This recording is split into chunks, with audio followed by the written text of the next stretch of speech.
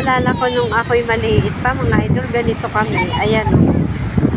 Naglalaro ng laro-laruan sa tabing dagat. Anong gawa niya dyan? Naglalaro. Anong nilalaro nyo? Tindahan. Oh, tinda-tindahan. Sino ang may-ari ng tindahan? Sinubay. Sino? Sinubay. Si Ruray.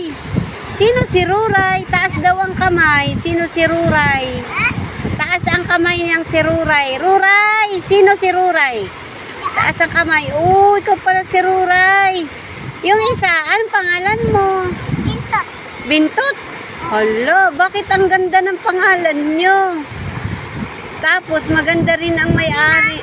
Ha? Sina? Oo, pwede na. Maganda na. Si Ruray. Ilang taong ka na, Ruray? Ilang po na yun? 5 years old ka na, Ruray? Tingin daw sa akin. Ilan ang 5? Yan ang 5. Oh, ganyan ang 5. Ganto ang 5. Ikaw nga, yan ang 5. Yan ang 5. Oy, ganda naman ang kanyang laruan eh. Ano yung niluluto mo? Ah, puto. Puto-puto. Tingnan mo nga naman mga idol, oh, kapag kayon tayo ay naalala natin nung tayo maliit pa. Ay napakarami nating idea kung ano ang lulutuin. Kunyari nagluluto. Pero ayan.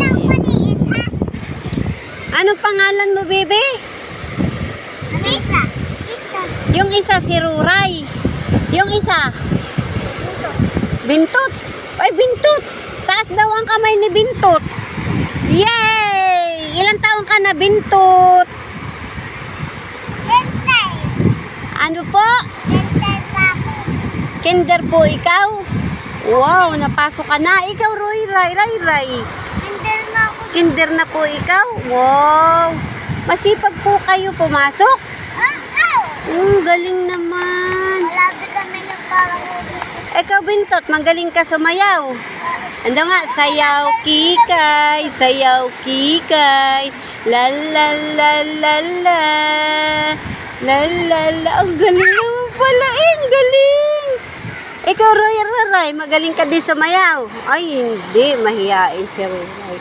Pero magaling si Ruray magluto. Oh. Lagi kayong naglalaro ng ganyan? Galing naman, nagluluto. Anong gusto mo paglaki mo? hapon.